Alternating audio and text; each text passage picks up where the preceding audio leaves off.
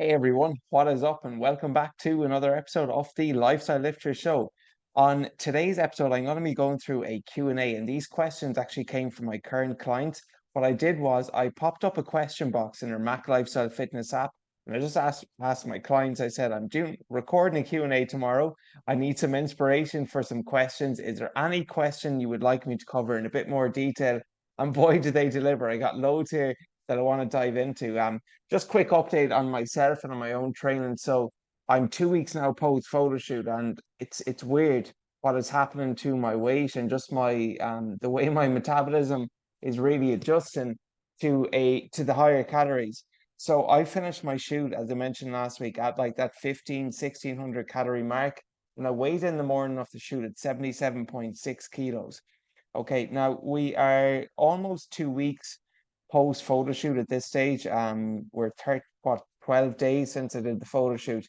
Calories are up at 2600, right? So increase of 1,000 calories, which is quite a lot, and it's a much more aggressive reverse dieting protocol that I've been following compared to last time after I did my shoot. I increased them by 100 a week. So it took me like over 12 weeks to get back up to 3,000 calories. This time I'm already at 2,600 calories 10 days post photo shoot. But the same thing is happening now as it did 2 years ago. As my calories are increasing, my weight is still continuing to decrease, which is just insane when you think about it. So, for example, I weighed myself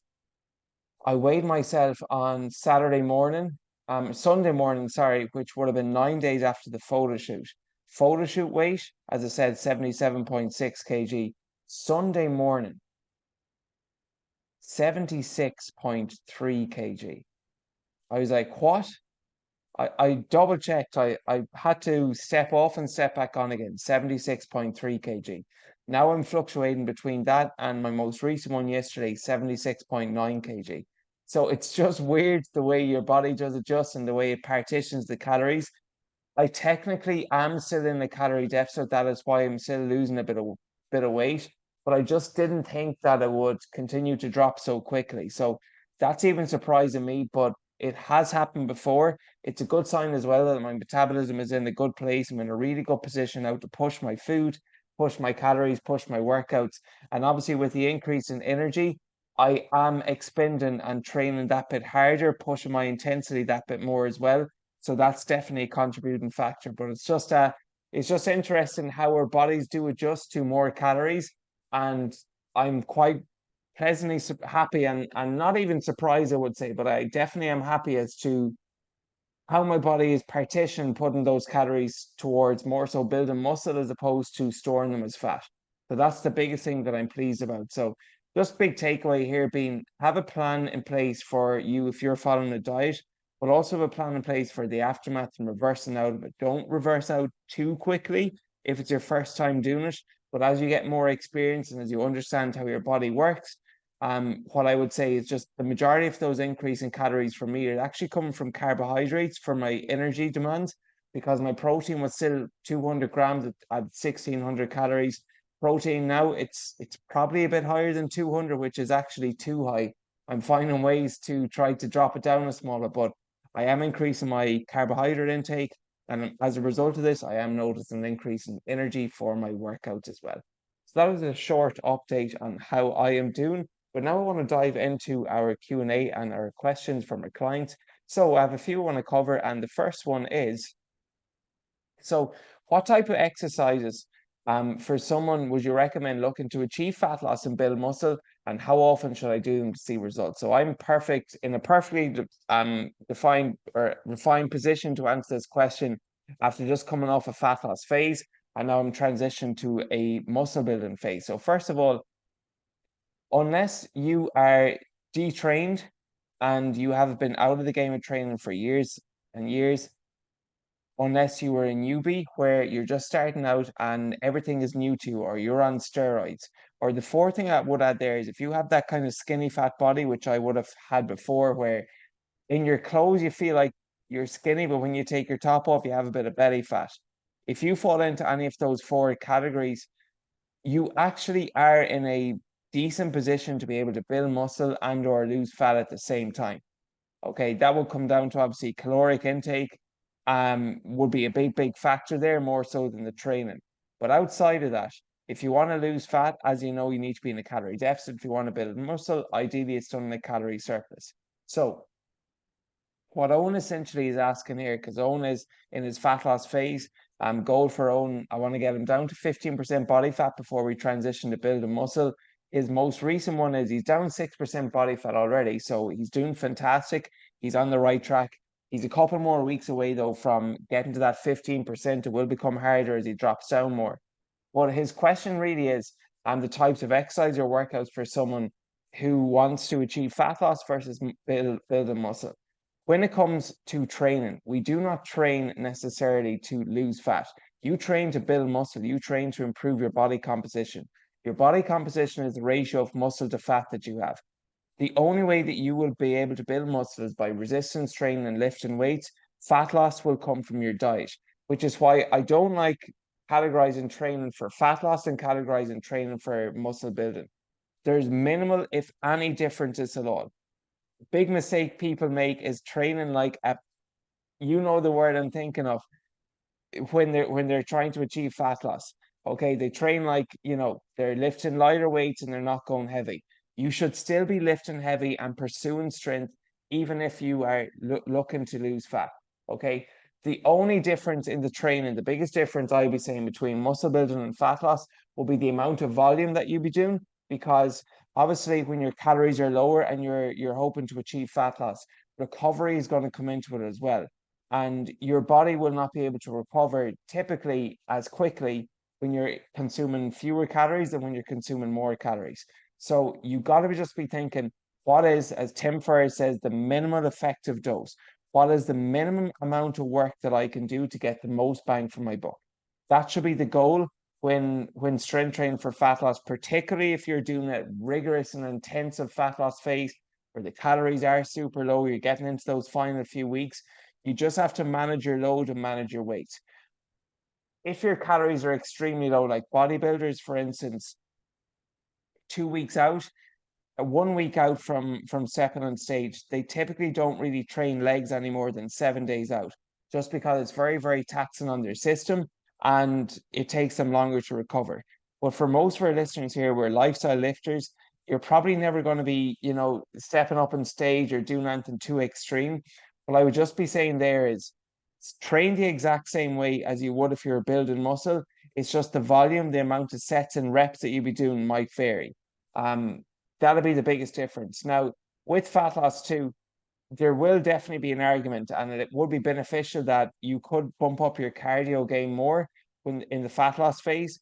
And probably the most beneficial form of cardio would just be zone one, low intensity, steady state cardio. So that'll be something like a 30 to 60 minutes at a zone one pace where it's essentially it's a conversational pace, but you're just keeping it, you're just basically moving consistently for 30 to 60 minutes. So bodybuilders, what they might do is they might go on the Stairmaster. You might do an incline walk at like 3 to 5% incline at a 6 kilometer an hour pace and just walk there nice and steadily. That in conjunction with strength training would probably be the biggest difference, that you would need to bump up your cardio game. But in terms of lifting weights there, that doesn't need to change at all. All right. And then types of exercises, exact same. Focus on the compounds initially at the start, then accessory lifts, and then some isolation movements. So, for example, for an upper body push, your main compound could be an overhead press or a barbell bench press. Your isolation exercises could be a dumbbell Arnold press, it could be an incline dumbbell press, it could be a floor press, some variation like that. And then your isolation exercise could be like a cable crossover, it could be a lateral raise, it could be a tricep pushdown. That's just an example for an upper body pull. For a pull day, your main lift could be a deadlift. Your accessory movements could be a weighted pull up and a pause deadlift. And then your isolation movements could be an incline dumbbell row. It could be farmer's walks to build your grip strength and also build your deadlifts. And it could be something like an incline bicep curl. And then for leg day, your main movement could be something like a barbell back squat. Accessory movements could be a rear foot elevated split squat, and what's a good accessory for the back squat? So a hinge variation. maybe something like a Romanian deadlift too. Rear foot elevated split squat supersetted with a Romanian deadlift. And then your accessory movements could be something like a leg press. It could be the adductor and abduction machine. And it could be something like a booty builder or something there just to pump the glutes and some calf raises. All right. Question number 2, how long does it take to build your arms and what exercise should I be doing? So building your arms like any body part, there's a few different ways you can do this. You can train it more frequently, or you can train it at the start of your workout if it is a priority for you. My preference is typically with arms to just train it more frequently as opposed to training at the start. Because if you're doing like an upper body session and your A1, your first workout on the list is bicep curls aren't nearly as taxing as doing something like an overhead press, which is why I'm generally a big believer in starting with the main compound lifts. And then as you start to fatigue, start doing exercises which are, less taxing and fatiguing on the body, like bicep curls. So you could do them at the start of your workout if they're a big priority. My preference is just to increase the frequency. Something that I've been doing, I actually haven't done it this year, but I have been doing it a lot in the past, would be at the end of my leg workout, at the end of a push workout, if I have a body part that I want to work on, let's just say the biceps, I'll just spend the last 2 minutes and do as many bicep curls as possible. And you might sound that doesn't really add up to much, but if I do, let's just say if I train 4 times a week, all right, and 4 times a week after every workout, I do 25 reps in a bicep curl. That's 100 extra reps per week, 400 extra reps a month. Those reps do count and they will add up. So that's a nice little hack that you could use just at the end of your workout. You have a priority area, sometimes do with calves as well, or just to bang out a lot of calf raises there 3, 4 times a week because they're not taxing on the body and you're getting a lot of volume in and you can do it, quite frequently. And it's not going to impact your recovery. But now, how to actually train your arms? So your biceps, when you're training your biceps, you want to train the short head, the long head, and the brachialis. So the short head is like the inner bicep, the long head is the outer bicep, and the brachialis is what you see at the side. And to train your short head of the bicep, so I'll give you 2 exercises that we can use. Wider grip barbell curls, provided of course you're doing them in a squat rack, but no one wants to squat or deadlift. It is not acceptable to do bicep curls, in my opinion, in the squat rack if someone actually wants them for the compound lifts. But a wide grip barbell curl there, so you want your hand wider than shoulder width, and just that type of grip there, either with the barbell or an EZ curl bar, that would actually work the inner side, so the inner part of your biceps there. Okay. Another good exercise if you didn't have a barbell, but you want to do with dumbbells, will be standing dumbbell curls with your elbows pointed out the way. Okay. Elbows pointed out, standing dumbbell curls. That again will target your inner biceps, the inner portion of your biceps. Now, the real bang for your buck, though, when it comes to your bicep, if I just choose one head to prioritize, it will be the long head. And the long head, my 2 favorite exercises, probably my favorite one is actually a cable bicep curl, a low cable bicep curl. So this is where if you are on the cable machine in the gym, you adjust the pulley, you adjust the cable so that it's nice and low. It's around your shin height there. You put on the D handles, the same handles you would use for like a cable crossover. And then you would literally, you need a very minimal light weight here. Just hold the 2 handles either side, left hand, right hand, step about 2 feet out from the cable machine. And the big thing is you want that full stretch at the bottom. Fully stretch your arms at the bottom and then curl your biceps up towards your shoulders. And that is 1 rep. Nice and slow lowering and just get that full extension. Okay, so cable bicep curls, low cable bicep curls are a game changer. Another great exercise for the long head would be incline dumbbell curls. So set the bench to a low incline, and then again, just like with the cable curls there, you're lying back in the bench. You want to fully extend your arms all the way to in range, and then curl your arms up. Amazing exercise again for the biceps. Okay. The thing with the cable curls is it's a different resistance scheme. So generally with the incline bicep curls, the resistance is most challenging at the start. And as you curl up towards your arms, it becomes that bit easier. With the cable curl, that resistance, it's still difficult at the start, but it still remains midpoint and in range. So I probably favor the cable curl over the incline dumbbell curl for the long head. And just another exercise then, if you have access to a barbell, just like with the short head, that you activate the short head with wide grip, you activate the long head with the opposite, narrow grip bicep curls. So again, you can do this with an EZ curl bar as well. What I would do is, the two knurlings on the barbell there. If you look at the barbell, a barbell will say a typical barbell, it's like smooth in the middle, and then there's like two knurlings, which are like two lines either side of that. I would keep my hands inside shoulder width. Okay, so a narrower grip there for the bicep curls, and that will target the long head then. Okay, final head then is the brachialis. The brachialis is the muscle at the side there. And my two favorite ones are, so with the barbell, a reverse grip. Amazing exercise. Actually, I'll give you three. A Zotman curl.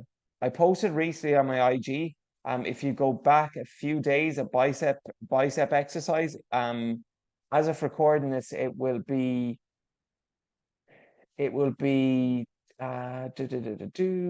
days from the day that this podcast launched. So I posted it just at the start of May there, May 2023. This is when this recorded. Zotman curls. So if you don't know what a Zotman curl is, it's like a bicep curl. You rotate your arms at the top and then you lower it down, and it really targets your forearms, but also your brachialis. So brachialis, three favorite exercises are hammer curls, so just neutral grip hammer curls, a reverse grip barbell curl. So you do a barbell curl. Most people do barbell curls, obviously, with the pronated grip, where you just grab the barbell like you typically would and you curl the bar up. But with the reverse grip, you do it the opposite way. You hold with an overhand grip and you curl the bar up. That is a great exercise for your brachialis. And the last one then being Zotman curls. Okay, question number 3. This comes from Tom. So Tom is wondering how to make long-lasting changes and avoid falling back into old habits. Okay, so I'm a big believer in momentum. And just like with Anton, once something's in motion, it's very, very easy to stay in motion. And there's a lot of power in keeping something in motion. If you are in a good routine, do not break the chain. Don't break the chain. Okay. It's as simple as that, really. And as simple as it sounds, it's quite difficult to execute. So you got to ask yourself, what are my non-negotiables? What are my weekly non-negotiables to make sure that I can continue on and continue to make progress? And for most people, that's going to be some element of movement. Depending on your goal, if you really just want to maintain, you don't want to build, 2 strength sessions a week will be enough to do that. Okay, so that could be a bare ass minimum non-negotiable. I work out in the gym 2 times a week. You could put this in a checklist as well. Put it up in your fridge or somewhere where you see it so you hold yourself accountable. I work out in the gym 2 times a week. What's your daily minimum step count? For me, it's 10K. 2022, every single day, my step count was above 10,000. For most people, listen, I would say, a lot of research behind this, 75 to 8,000 steps a day should be or would be a good target to aim for, just for your health, for your longevity. So it might be okay. I do at least 2 strength workouts a day. Can I get 8,000 steps in? With my food, protein at every meal. So for breakfast, that might be some eggs. It might be Greek yogurt. It could be protein porridge. For lunch, it could be a salad, a chicken salad. It could be last night's dinner, last night's chicken curry that I'm going to have today for lunch. And then for dinner time, it could be some fish. It could be some lean beef mince. It could be turkey burgers. It could be, chili con carne, some form of meat there. Okay. And just really think of the non-negotiables. What are the non-negotiables here? Okay, so protein at every meal, I will be saying 2 of those meals contain veggies, and just drink then, 2 or 3 liters of water per day. It's just doing it consistently. That's where most people fall down. And the lack of consistency either comes from not seeing progress, not having a goal in place, not having a plan in place, or simply just getting out of the routine and falling out of habit.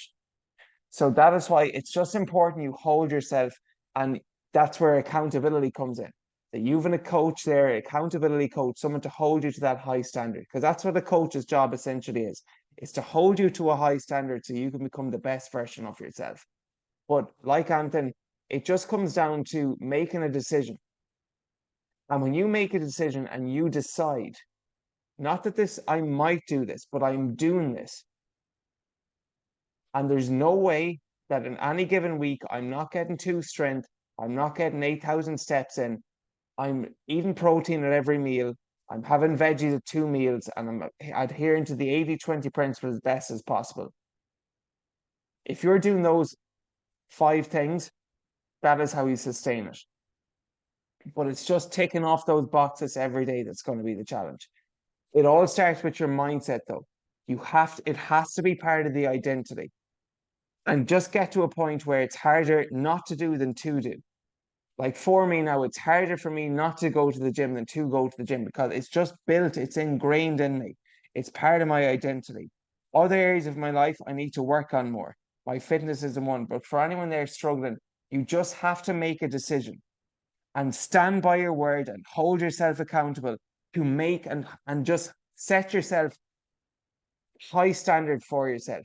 This is the minimum effective dose, the least amount that I need to do every single week so I don't fall back into the old habits.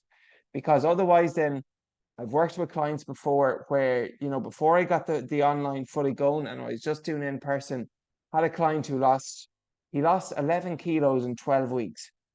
But it was the big goal was he had the finish line mentality. This is another thing I'll talk about. Get out of the inline mentality. There is no finish line to this. Behind mountains are more mountains. And the only day you decide that there's an inline is when you kick the bucket and you decide you know what you want no more. That is why it's important to set goals for yourself, but set follow-on goals so you have something to aim for afterwards. And it's great having a short-term goal, like looking good for a holiday, looking good for Christmas, like this client. But after Christmas comes the new year. There's no finish line with this. Okay, so just get out of that inline mentality and it's just that consistency. But just back to that client, he wanted to look his best for Christmas, but he never planned it all for January. And this is partly my fault as the coach. I hadn't the experience at the time. I was just doing in person. I was only starting out. Hindsight is a great thing. You learn through the job as you go along. That is so important that you set follow-on goals after the initial goal. And with this particular client, he lost 11 kilos in 12 weeks. Within the Christmas break him, what did he do? He broke the chain. 5 workouts in the week in the gym, went from 5 to maybe 3 to 2 to 1 to 0 within the space of 2 weeks. Okay. Preparing meals out the window, drinking, a couple nights a week with the Christmas holidays, obviously more food there as well. And then for 2 weeks, it just broke. He broke the chain. Okay. He didn't get it, much if any exercise in. And back in January, then it's like you're starting off again. It's like, whoa, I went from 100 literally to 0 in 2 weeks. It's very hard to build back up to 100 again. And unfortunately, in his situation, he regained that weight across a couple of months because he broke the chain and he wasn't able to sustain it. Okay, so keep the habits going. Once something's in motion, it's so easy just to keep it in motion. So stay in motion and just bear in mind what are the bare ass minimums. Okay. 2 strength workouts a week, 8,000 steps a day, 80-20 nutrition, protein at every meal, drinking water. And I'd add to that as well, just getting good quality sleep also. Number 4, how to deal with back pain. This is a great question. So everyone is different, and I am not a physiotherapist, first of all. So this is technically outside my scope of practice, but what I can do is I do have a lot of experience in just mobilizing, in mobility work, and obviously with helping clients do the same. And typically when dealing with back pain, often back pain is as a result of having tighter glutes, hips, or adductors. Because if your glutes are tight, your hips are tight, or your adductors are tight, they can actually have a downward pull on your spine. And that can actually cause then just low back kind of tightness and low back pain. So I'm going to give you 4 exercises that you can do to address the glutes, your hips, your adductors, and also strengthen your core. You might notice that when you train your core, your low back, it can alleviate pain there. Because another common cause of low back pain just might be that you lack some element of strength in your core and you need to strengthen that up. So I'll start out with the glutes. my favorite way to stretch the glutes, you can do any basic glute stretch. But what I like to do is I like to get a schlitter or a lacrosse ball if you're listening in the US. And essentially, you want to sit in the ground and you want to put the schlitter or the lacrosse ball directly on your glutes and roll out your glutes on the ground. Okay. This is sore. Okay. A lot of tightness there, but it's such a great way just to open up the glutes there. Okay. So roll out your glutes with a schlitter or with the lacrosse ball. You can also do that. So let's say you're rolling out your left glute and your right leg is on the floor. You can cross your left leg on top of your right knee to kind of get an added glute stretch there also. That'll be the first thing. So roll out your glutes, pick your favorite glute stretch. I particularly like using it with the schlitter or the cross ball. Then we'll go on to our hip. So pick your favorite hip mobility exercise. I'll give you two. I really like the super couch. So a banded super couch, if you look that up online, super couch, or the pigeon stretch. The pigeon stretch is where you place your knee. It's probably a banded super couch is essentially where you elevate your rear foot. It's like doing a rear foot elevated split squat, except you're statically holding that position. So you can do this at home off a couch. You put your back foot onto a couch, okay, and then so let's just say your left leg is on the back of the couch, your left knee is on the floor. You want your right knee, then just push out your right knee there, and that's really going to stretch your hips. Okay, so the super couch is a great one. Also, another good one to what you call it, stretch out your hips will be a pigeon stretch. So with that, you place your leg onto a bench, and it's harder to explain over podcast, but you place your leg onto a bench. So let's just say your left leg onto a bench, you put your right leg back and you just extend and lean into your left leg as that is elevated. And that's a nice one there for your hips. Okay, so a super couch stretch, if you want to look that up, or a pigeon stretch. And then for your adductors, so your adductor or your groin muscles, they're such an underrated exercise there just to strengthen. And one way to really to adhere to that and to get full bang for your buck with your groin would be to do a Copenhagen side plank. Okay, a Copenhagen side plank. So essentially, it's where think of your typical side plank. We all know what a side plank looks like, but a Copenhagen side plank is you have one of your legs elevated onto a bench. Okay, so let's just say I'm doing a side plank off my left elbow. My left elbow is on the floor. I'll have my right foot on a bench, on a weightlifting bench, and then my left foot is below the bench. Okay, so I'm doing a side plank, except my foot is elevated. Great one there for the adductors. And then finally, is the static dead bug or a core plank, just to strengthen your core there. I would combine those four things, and that should help with back pain. All right, so roll out the glutes with the schlitter or the lacrosse ball, a hip mobility stretch, so super couch or the pigeon stretch. For your adductors, the Copenhagen side plank, and then for your core, either a dead bug or just a static core plank. Next question is balance and exercise around a young family and work.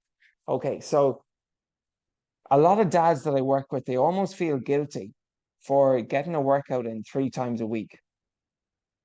But when you think about it, or mums as well, even mums the exact same. You're a role model for your kids, and monkey see, monkey do.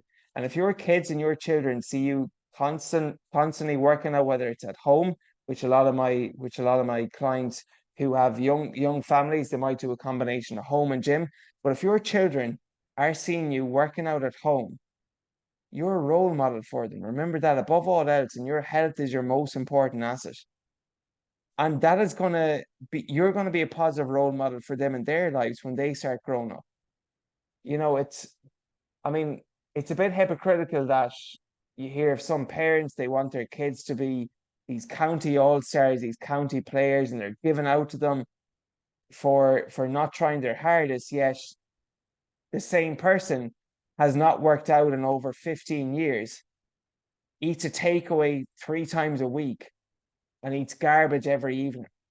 I mean, how can you expect your child to do something that you're currently not doing yourself. There's a great quote, leadership by example. It's not only the best way to lead, it's the frickin' only way to lead. How would I be as a coach if I was overweight, if I was having a takeaway and I'm telling my clients, you've got to follow the 80-20, eat protein at every meal, consume veggies twice a day and drink water. And I'm not doing any of those things. I would feel terrible. Okay. So with just for any young parents out there or any parents in general, you're a role model for your children. So this is an investment in yourself and in your family. Don't see it as you shouldn't feel guilty for working out. Okay, 1 hour a day is 4% of your day. That can give you 40% return in your health. Don't forget that. You want to be around for years and decades to come, and strength training and just having a good cardiovascular base is one of the most foolproof ways to prolong your longevity. Okay, so with all of that off my chest now, because that's addressing the mindset. The mindset around this is important. Next thing, what I will say is, for most parents, you know how your day operates. Okay, once work starts, and we'll say once your children are up for school, it's very very hard to say, oh, by the way, I'm just going to the gym. I'll be back at 8:30, and then I'll bring the kids to school if your wife is not on board. Okay, so it's having coming up with a plan first of all with your wife that you can work it around both of you, how you might want to do this. Secondly, what I would say is when it comes to training with a young family, home workouts could be the game changer there for you, because that will save you the time to commute to the gym, and you want to decrease the resistance as much as possible. And having to get the key and drive, even if it's only 5 minutes to the gym, that's adding an extra layer of resistance. Whereas if all you have to do is go down to the basement down below and pump out, you have your dumbbells there ready to go, you can get a workout in 20 minutes if needs be, and it's from the comfort of your own home. So I would definitely explore having the option of doing a workout from home for any parents out there. And then the type of workouts you're going to be doing. Okay, this comes back to how many times a week do you think you can train? Which is why for most of my members, I do not recommend bro splits where I'm doing arms on a Monday, I'm doing chest on a Tuesday, I'm doing legs on a Wednesday, and so on.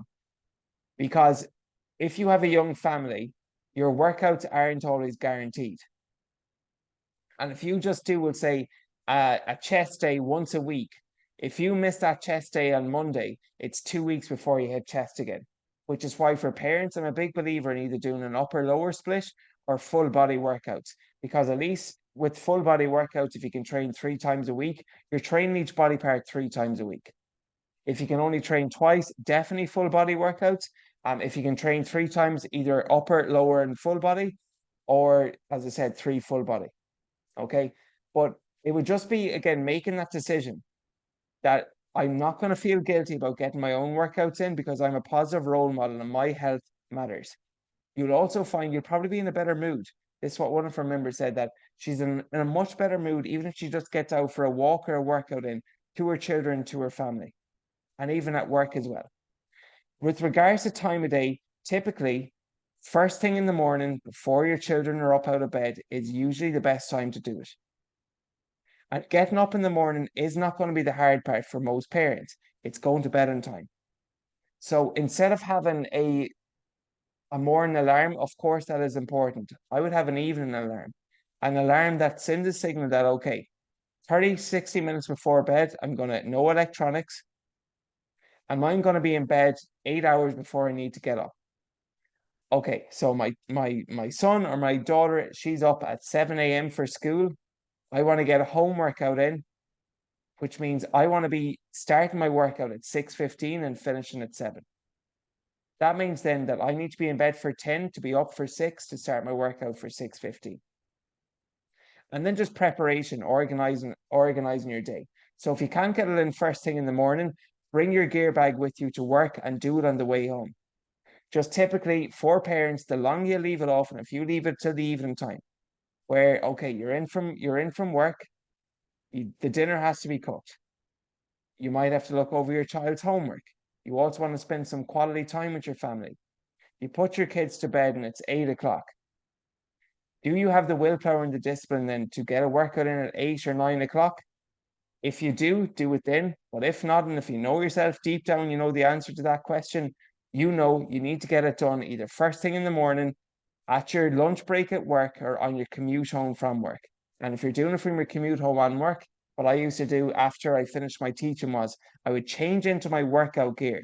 So I wouldn't give my chance or give myself the option of backing out after school. Change into my workout gear and go straight from work. All right. So just comes down to a bit of preparation there. Prep your workout gear for the morning the night before. Set everything there. So 5 minutes goes a long way in the morning. Have your workout gear ready. I would go as far as having the coffee, having the mug out on the table ready to go if you wanted to have a coffee and some water beforehand, and just go straight into it.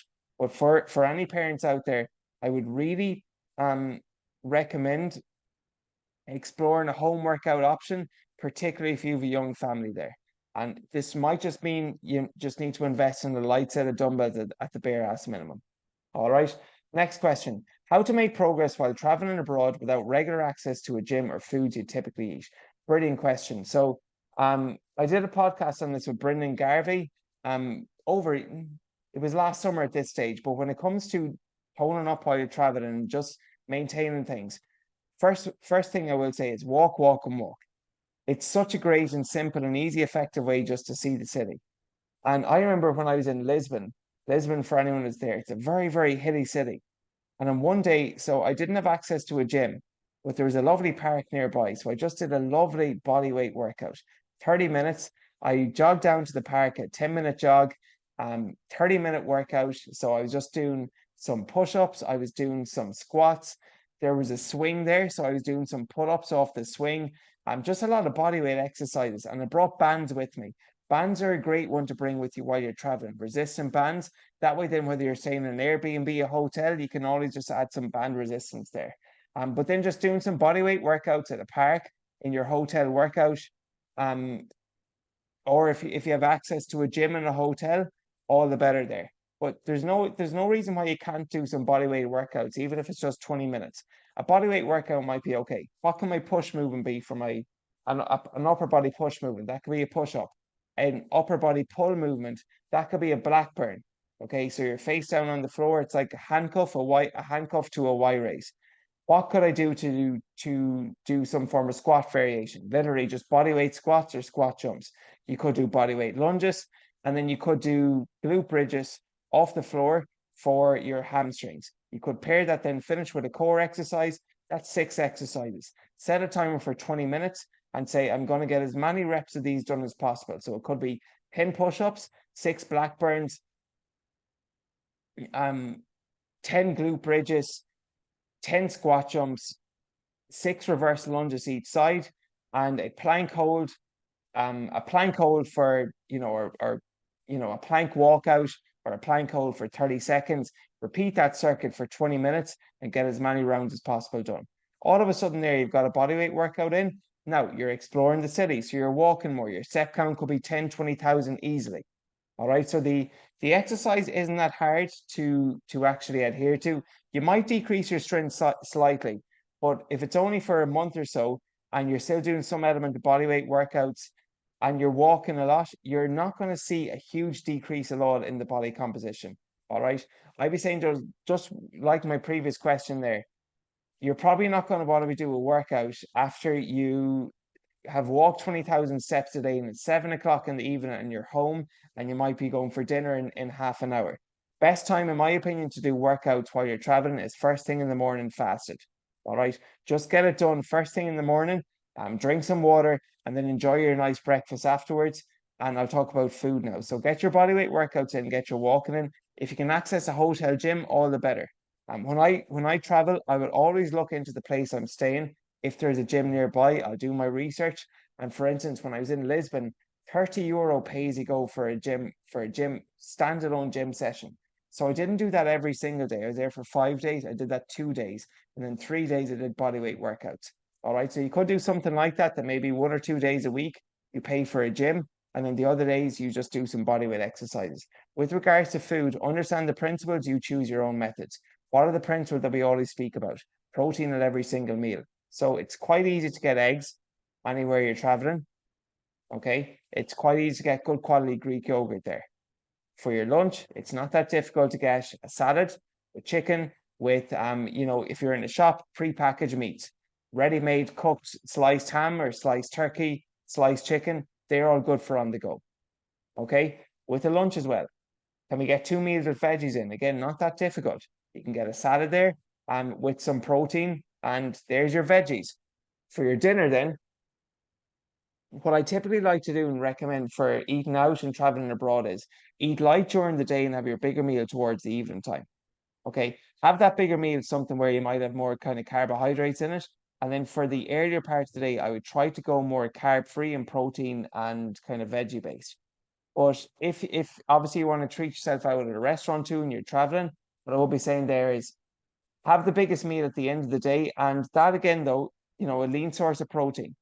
So where do you want to look out for when you're eating at a restaurant or grilled and boiled? Grilled chicken or boiled chicken breast?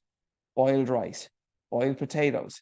Where do you want to try and avoid will be things like crispy, will be things like fried or deep fried, because how the food has been cooked, there's a lot of oils added to those.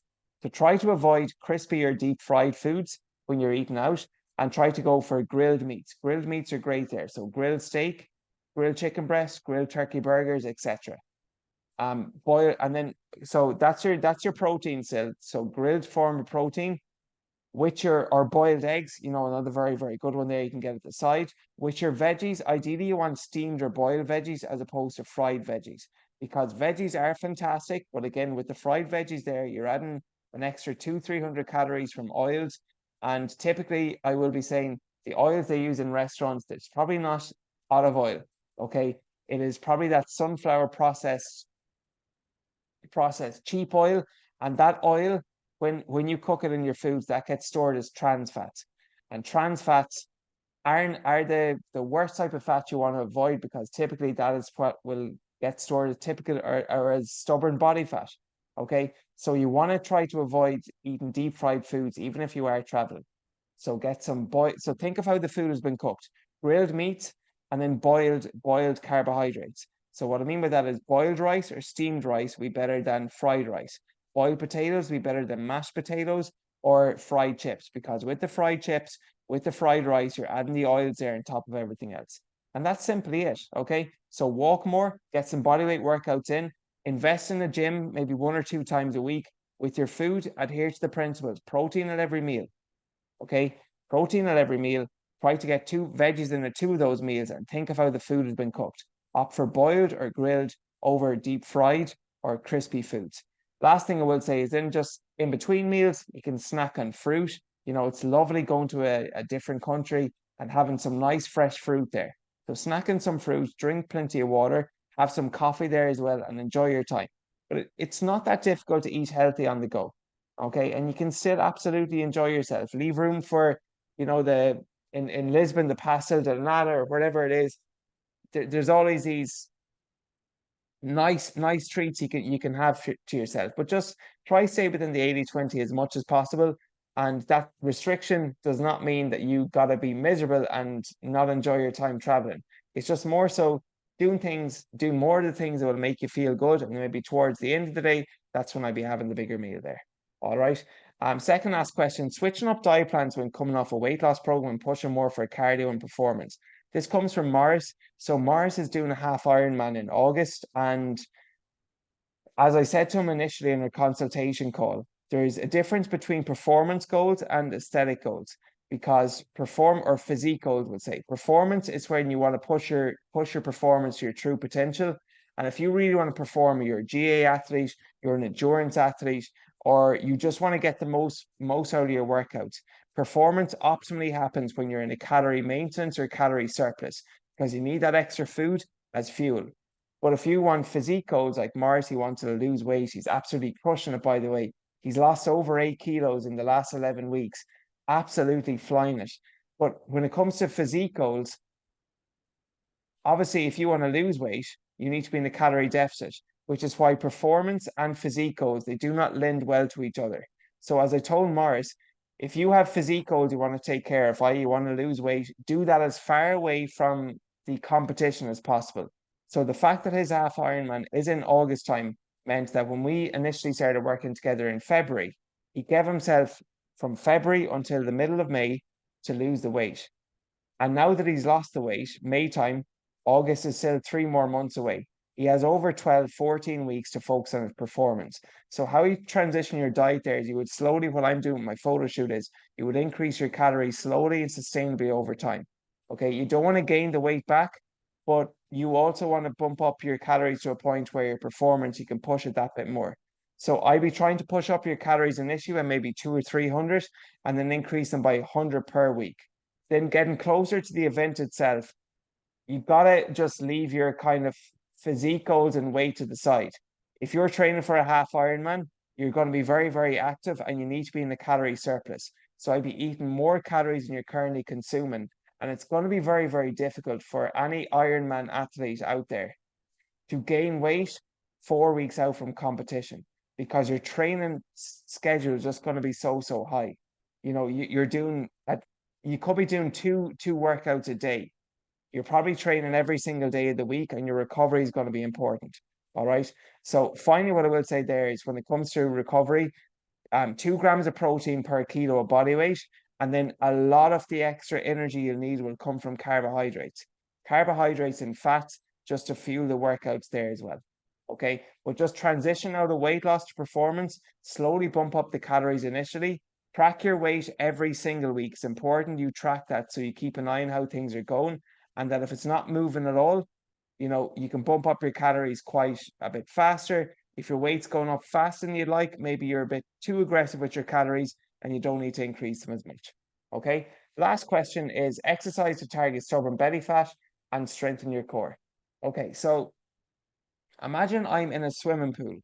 Imagine you're in a swimming pool and you get a glass of water or a basin of water and you fill the basin up with water, take it from the swimming pool and you pour it out. If I asked you to look at the swimming pool, the before and after of it, with the basin of water in it and with the water now out of it, there's very, very minimal difference. Okay. But with that being said, it is slightly has reduced in size. Now, when it comes to spot reducing belly fat, think of it as being like taking water out of a swimming pool. When you take water out of, let's just say, the left-hand corner of the swimming pool, it's not like the left-hand corner of the swimming pool is at a different level and a different height to the opposite end. It just balances out.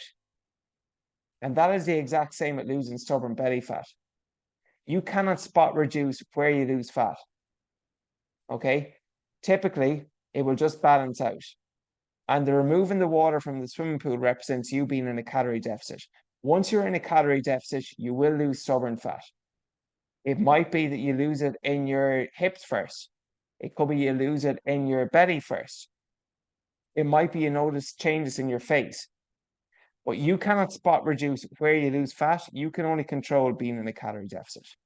And the hard thing is when losing stubborn fat, it's the last place that you tend to lose fat in and the first place you gain it back afterwards. So for me, I notice when I'm gaining weight, I'm going to gain weight on my love handles, on my belly, and on my face. They're my 3 stubborn parts. Okay. I love having a dyed face. I'm not going to lie. I like having a kind of more thin and defined jawline. But I do know that when I'm pushing my performance now, it's going to be something I'm going to have to accept. My face is going to get a bit chubbier. And that's just part of the process of building muscle. Okay. I like having, seam definition in my abs and having a tighter waist. But I know that if I want to build muscle, I'm going to have to sacrifice that. However, when it comes to losing stubborn fat, I cannot just say I want to lose fat in my love handles. I want to lose fat in my weight on my core. I want to lose fat in my face. That's going to be from being in a calorie deficit. However, that is not to say there aren't any benefits from strengthening your core. Everyone here listening has a six-pack. You just need to find it by reducing your body fat levels low enough. And just like you want to train your arms to get more definition, you should absolutely train your core. Because when you lose your belly fat, you're going to have more defined core muscles compared to someone who doesn't have a lot of stubborn fat, would say. So imagine someone who trains their core 3 times a week and really strengthens their abs. they're going to have more definition, wouldn't it be fair to say, than someone who is at the same body fat percentage, but they don't train their core at all. So there are plenty of benefits of training your core. Just like when you're losing fat and person A doesn't work out at all, person B does work out and he works out his biceps 4 times a week. Well, that person B is going to have more defined biceps than person A, even if they're at the same body fat levels. Okay. So you should and absolutely can and must strengthen your core, but you cannot spot reduce belly fat on your core. There is a difference there. Understand that difference. Now think of your core as being like a balloon. You want to train it 360. In other words, you want to train the front, you want to train the back, and you want to train the sides. And you also train your core through rotation. So to train your front of the core, this could be any plank variation. But if you are listening to this and you can hold a plank for longer than 60 seconds, stop doing bodyweight planks. Either add a weight to your back, add a weighted vest, or add some form of resistance. For example, you could do a plank with a crossover where you're holding a plank position, you have a plate in front of you, and you have to do this off like a track or a sled track in the gym. You slide the weight plate to the left, go into the plank position. Slide the weight plate to the right, back to the plank position. Or you could do a plank and reach, where you remove a limb from the floor. So imagine you're doing a standard plank, but now you elevate your right arm, you elevate your left leg, or you elevate your right arm and your left leg. Now you're making it more challenging. Okay. That's a good way to train your front of your core, to train the back of your core. So like your backside, a bird dog. I spoke about those previously. A bird dog are very, very good there if you want to look that exercise up, and also a dead bug there as well. The key when doing dead bugs is you want to push your low back into the floor. Okay, so bird dogs, dead bug for your posterior, for your back, the back of your core. Then to train the side of your core, typical side plank. If you can hold a side plank for 30 to 60 seconds and you want to build that up, well, then you can go to a Copenhagen side plank, which I spoke about. That is a very good way to do that. Best way to build your side plank, it's just practice and repetition. As you decrease your body weight, naturally enough, it's going to be easier for you to, hold a plank position for longer because it's essentially your body weight that you're resisting against. Okay. Another great exercise for your oblique muscles, which are the muscles the side of your core, is a farmer's walk, a single arm farmer's walk. So when you're doing a farmer's walk, let's just say you're doing a walk with a 30-kilo dumbbell in your left hand side. The key is you don't want your body to lean towards the left. Okay. You want to keep your body upright and straight as you do your farmer's walk. That is the key to doing them, because when you're resistant against leaning to the left, that is going to work your side core there as well. And finally, then train your core through rotation. Simple and easy, effective way to do it is a pad-off press. So a pad-off press, think of it as you can do it off using a resistance band, or you can do it using a cable machine. You get the cable machine, you put the height to it so that's at your belly button height.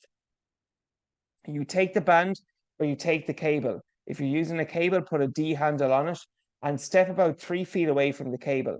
All of a sudden you have resistance. And what I like to do with a pad-off press is I like to do a pad-off press alphabet. Imagine you're standing out from the cable or using a band and you're just drawing the letters of the alphabet. Okay. You're resisting your body to move in towards the cable while you are controlling the motion and making the letters of the alphabet. It's a great way to train your core through rotation, and also it's a fantastic exercise in general. Okay, so they are the 4 ways to train your core, and that is all for this week's Q&A. So I hope our listeners here, you got value from it. I will say I'm blown away by the amount of new subscribers. I just checked it on Spotify. A lot of new subscribers there. So thank you so much for everyone who has subscribed. You're taking time out of your day, your commute, your work, your cooking, your cleaning, you're in the gym to listen to me. So hopefully in return, you got some value from it. And if you did get value from it, please make sure to subscribe if you're not already doing so. That's actually the one thing I didn't realize. Just subscribing on either Apple if you listen. I like to listen on Apple for most of my podcasts, but a lot of my listeners are on Spotify. But you can subscribe on Apple or Spotify. Take your preference there. Just please do subscribe, because when you subscribe, it just increases my show in the rankings and helps me reach more people and help more people out, which is essentially the ultimate goal of this. Now, subscribe is level 1. Level 2, you can just tap the 5-star rating there, and level 3 will be leave a review. But ideally, if you can just at least leave a 5-star rating and review and subscribe, I would really appreciate it if you got value from the show. And that is all for this week's episode. If anyone here is listening, they would like at least one-to-one online coaching, I'll put the link in the link in my bio for my application form. If you want to learn a bit more about me, what I have to offer, I put a link to my Instagram account. That is where I share all my workout videos. So definitely follow me on Instagram if you're not already doing so. Some of those exercises that I spoke about, the Zotman curls, the dead bug, and the lateral crossover plank, I've actually posted a video of those on my IG. And finally, if you would like to subscribe to my email and get a free join my newsletter, I'll also post a link for that in the show notes. That is all for this week's episode. Lifestyle Lifters, peace out. Chat to you guys next week.